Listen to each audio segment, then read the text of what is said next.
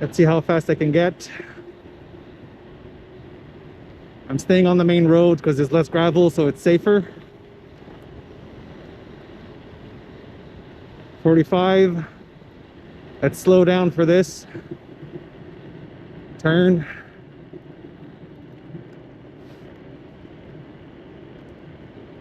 I want to avoid the painted line also because when that's wet, it's slippery. All right.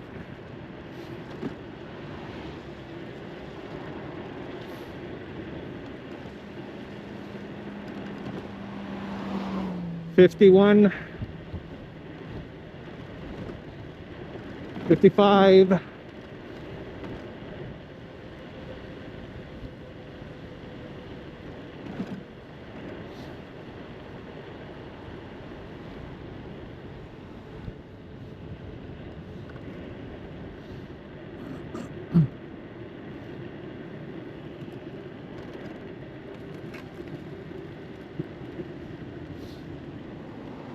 Cars behind me going too fast, so I let them pass.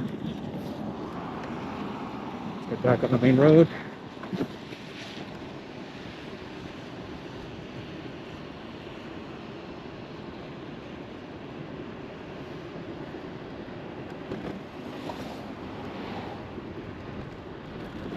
Some gravel, gotta be careful.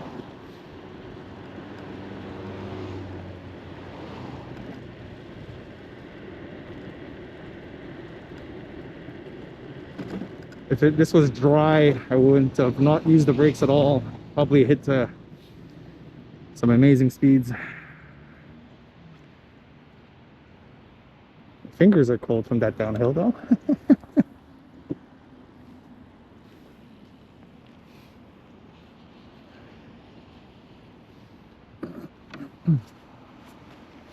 Also from having bare hands up there. Took off my gloves and took off my head protection, head cold warmth thingy, balaclava. So everything got cold for me for some time. But some nice churches.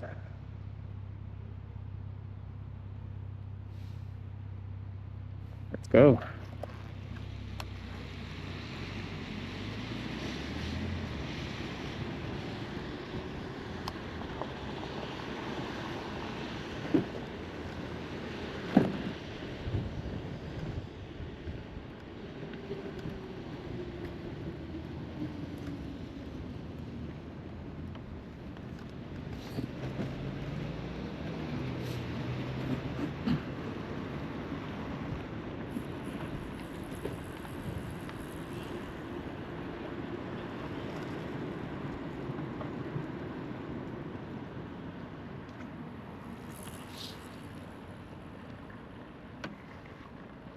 So that bicycle crossed the red light when he shouldn't.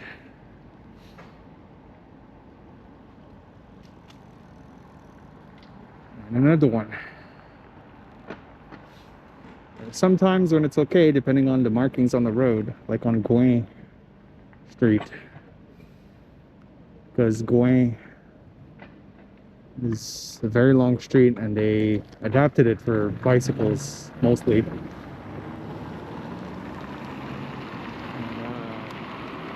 Sometimes the bike path has a no stoplight line. This car behind me is annoying. I'm not sure what they want to do. There's plenty of room to my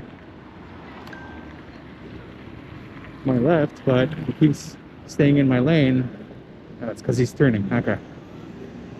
I'm going to be turning.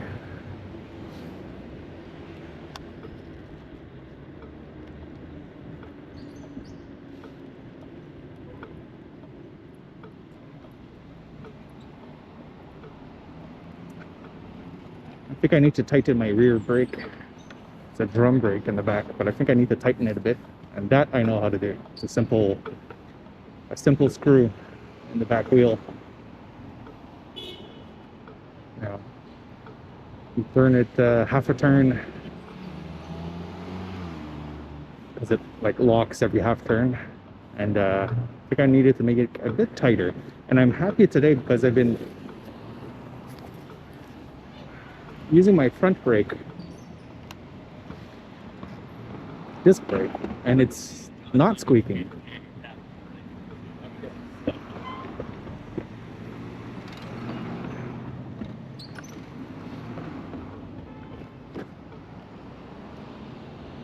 Which is great.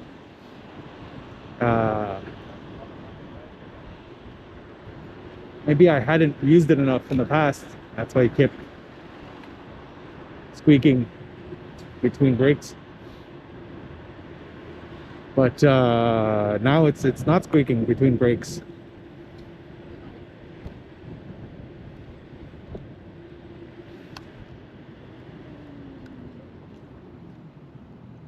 When I was going down the hill, I made sure to hold the front brake, which uses the pads. And they say that when you transfer some of the material from the pad to the disc brake, it makes the braking more efficient. My problem in the past was that used to make it squeak. But perhaps I've just reached the point where that's enough, you know, that's done. And everybody's pissed off at this guy.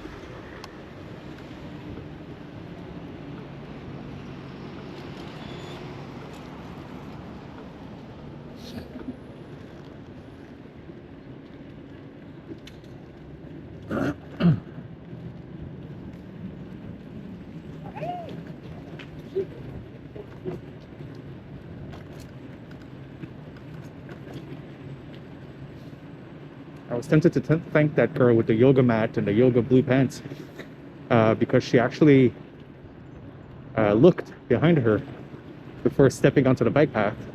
She was trying to bypass someone that had too many bags on the sidewalk, and she actually paid attention. This morning when I was watching some YouTube videos, it was mostly plenty of people on bicycles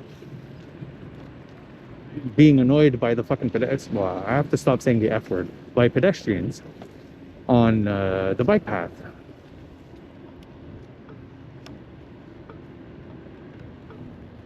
Because I have so much battery left, considering I'm going straight home, I'm gonna keep it in turbo mode. Enjoy the speed. My phone just beeped and I don't know why. And this is not the time to check it.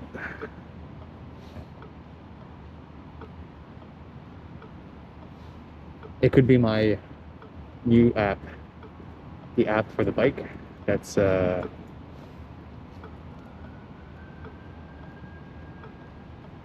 it's just adjusting itself, which is weird. When I opened my new app just now, before going on my bike ride, it said that I no longer had permission to use one of the scooters.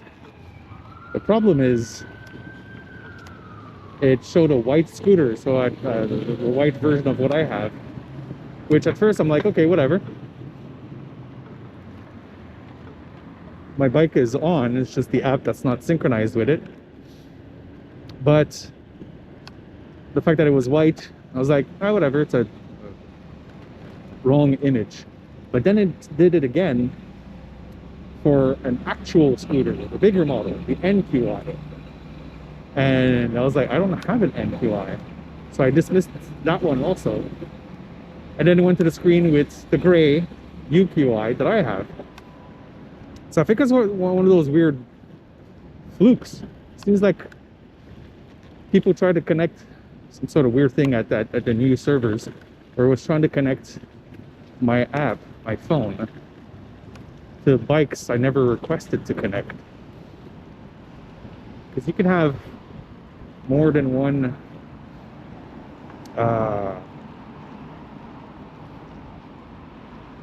user on a bike, and each has their app. There's a main owner, and then there's a bunch of people that you can add. And I think there was just a hiccup somewhere, and they thought that I was wanting to add mine. Anyways, whatever.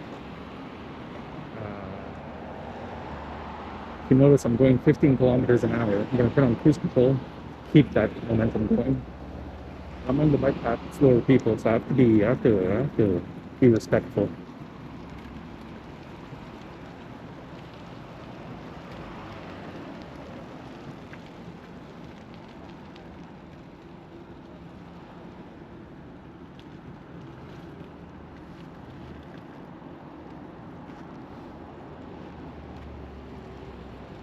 Should I use the street? I can use the street to allow myself to speed and not be a danger to people on bikes. Go on the road. If there was nobody, then I'd stay on the bike path itself.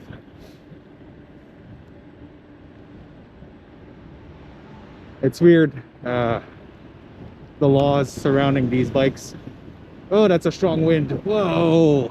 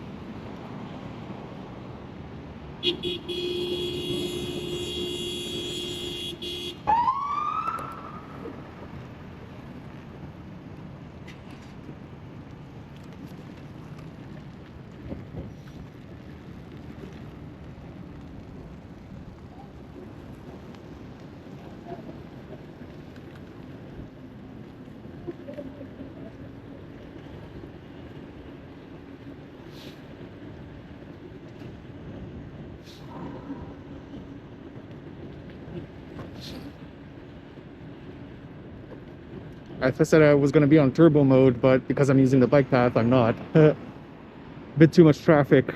It's a Friday. It's 3:40. It's not rush hour yet, but it's beginning to be rush hour. A lot of people end early on Fridays. So I'm playing it safe by sticking to the bike path. There's a debate about bike paths and the rides that I'm using. Technically speaking, legally speaking, provinces decide on each of their laws surrounding the use of e-bikes.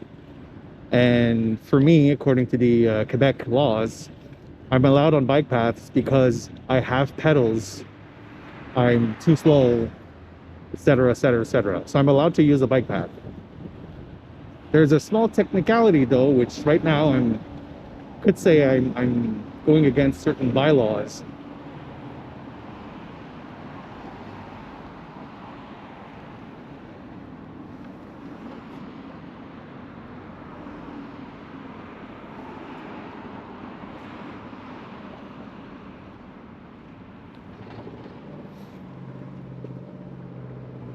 So there's a weird bylaw in Montreal, whereas if I have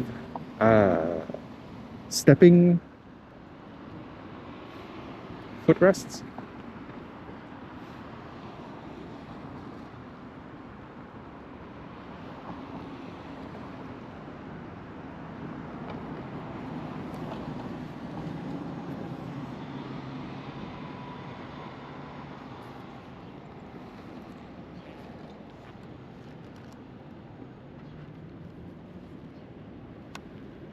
yeah, so if I have footrests in addition to the pedals, then I should not be using the bike path in Montreal only. Everywhere else, it's fine.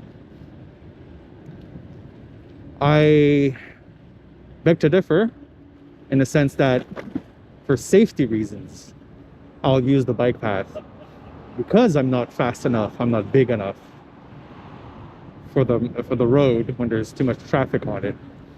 So it's the kind of thing where, sure, I'd probably get a fine because it's a bylaw, but I could probably bring up the argument in court, you know, fight the ticket and win, have the ticket canceled by a judge, a traffic judge, by simply explaining that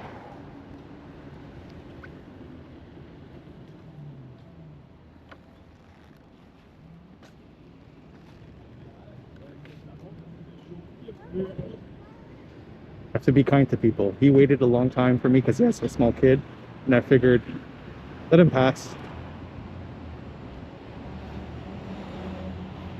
So yeah, I could probably win with the right argument of it's safer for me on a bike path than on the main road. But the cops don't verify this. They have bigger things to worry about than an e-bike with footrests on it. Ooh, I have footrests. I could just like unscrew the footrests, be slightly uncomfortable with my legs, and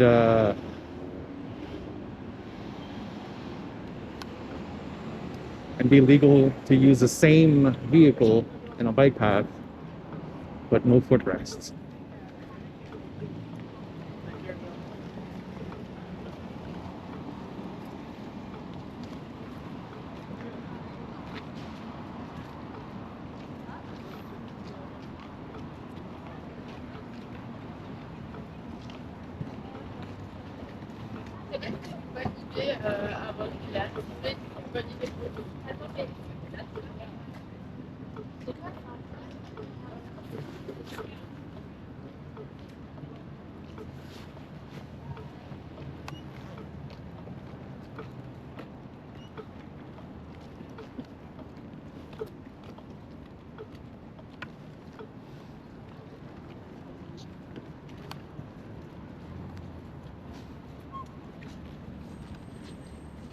I'm looking at my battery percentage and it's at 60. There's a possibility that I will be at 50% when I get home. 50% is the optimal charge for lithium-ion batteries for long-term storage. Which, considering the winter, long-term storage is starting. There's a whole science behind it that I saw at some point, and it made complete sense. I'm not going to explain it here because it's better with the visuals and all that, but I'd be happy if I reach 50%.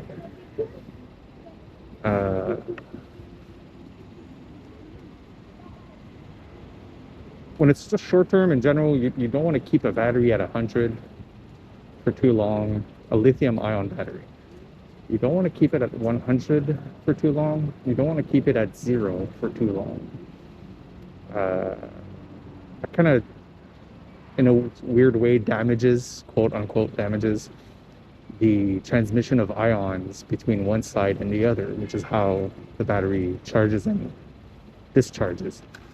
When it's fully charged, almost all the ions on one side When it's discharged completely, almost all the ions are on the other. And the energy of your usage is the transmission of ions from one side to the other. Um,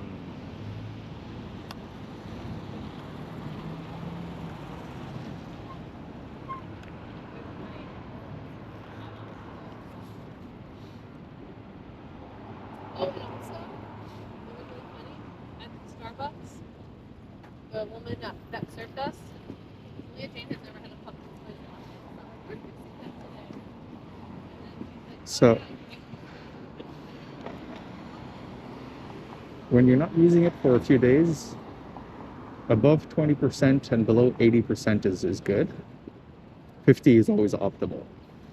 When you do long-term storage, you don't want to keep the ions on one side or the other. You want to have them 50-50. Half of them on one side, half of them on the other. Which 50%, that's exactly what it means. Now, they say that if it's for more than 2 months, you should, every 2 months or so, completely discharge, completely recharge, and bring it back down to 50 to give it a full discharge recharge cycle. Because you have to keep it alive, active in a sense. You have to give it activity.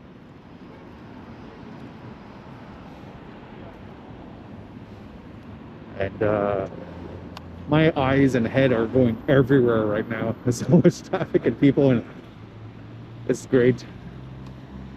Probably making some people worry about me right now, but don't worry, Mom. Don't worry, Dad. This is completely safe. I am in control.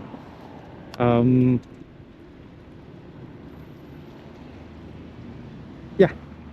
So keep it at 50 if you're gonna store the battery for a while. Especially when the battery costs $1,500 for one battery. You kind of want to make it last a long time. My battery is guaranteed for 1,000 full charging cycles.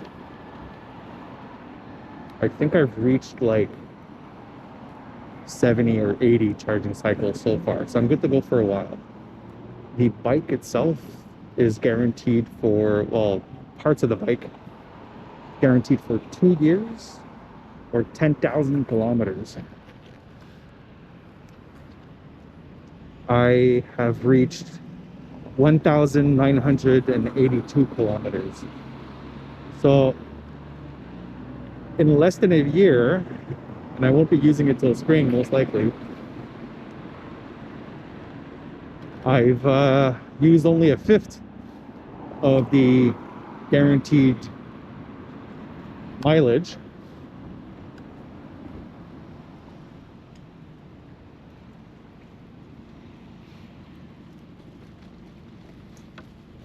And well, 2 years. So I think I'm going to reach the 2 years before I reach the 10 kilometers, the 10,000 kilometers, unless next year I ride like a madman, like a lot, which may happen.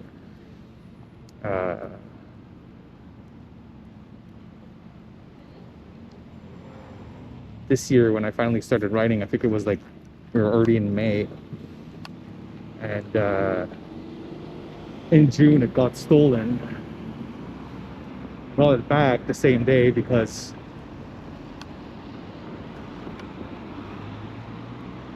I'm putting on turbo mode now. Keep with the traffic, not be a hazard. For about 2 weeks I didn't have my bike because they needed to get it repaired. They fucked up first repair. The guy's crossing 3 lanes, and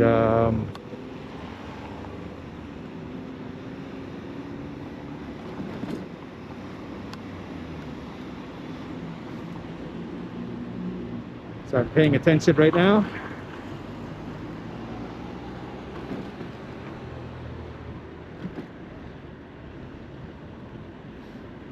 Okay. Yeah, and then school started. There was a lot of midterm exams. I didn't use it for a while. And sometimes I get a bit depressed. When that happens, I end up isolating myself, not going out enough, and then kicking myself in the ass and saying, hey, get out, go ride. And then within the same day, I'm no longer in my same depression, which is a reminder of I need to go out more.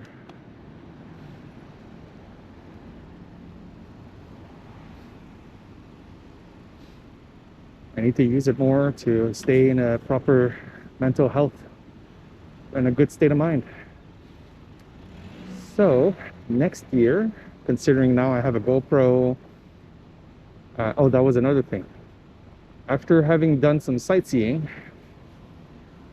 and riding my bike, I ran out of reasons to go ride. I know it sounds silly, but mentally it's easier to go out when you have a goal, someplace to go. And I didn't have any.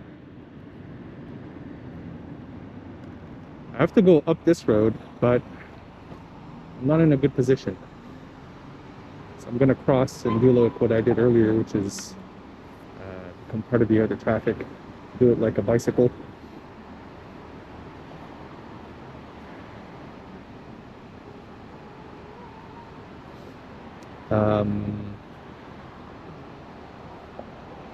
Yeah, so by having a reason to go out next year, I'll have a reason. I'll have video. I'm gonna start going public with my videos. I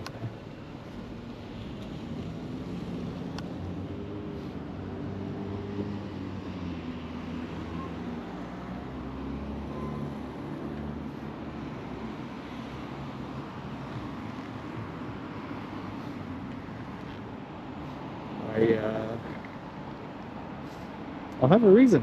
Simple as that. Of going out and talking and recording. So I may end up writing a lot more. This person behind me is wanting to turn right, crossing 2 lanes to do it. And I'm not gonna let them pass.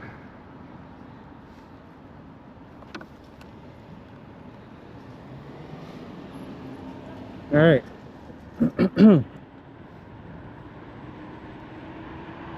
Almost home. I have about 2.5 kilometers to go.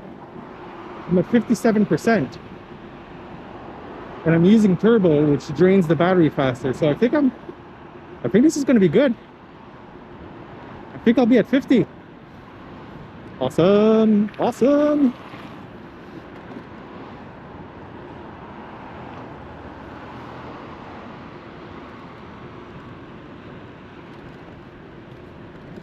I found someone's video at some point. It was about scooters, actual mopeds, actual scooters. And there's slight differences between a motorcycle and a scooter. On a scooter, you use your hips a lot more, which I thought I was doing wrong because I kept watching videos about motorcycles. But in the end, I'm doing it right. There's slight differences, difference in the center of gravity, center of mass, all that stuff. So I don't use my steering wheel a lot.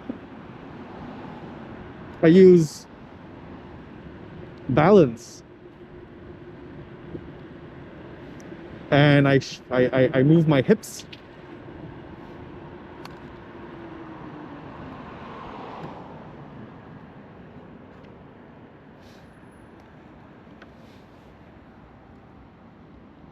Yeah, I move my hips to shift the weight of the bike, so my head stays straight, my body, my torso stays properly angled. My hips allow me to adjust slight rotations. Now, if I'm going to make a turn, that's a different story. I do have to, well, there's a slight steering wheel adjustment for sure, but I,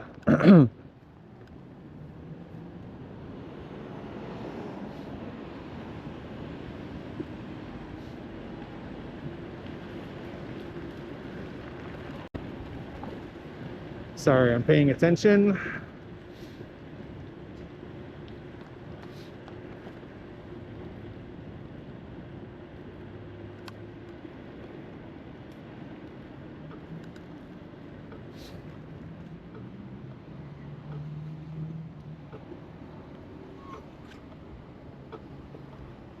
Ugh.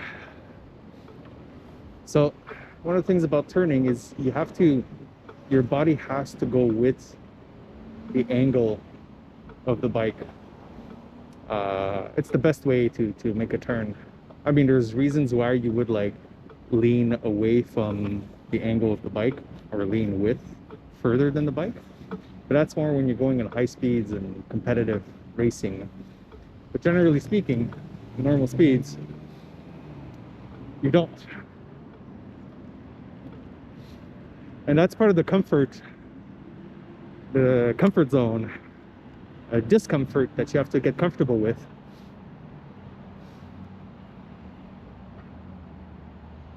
It's tricky. Now this is going to be a weird one. I'm going to have to go left at some point, but can I?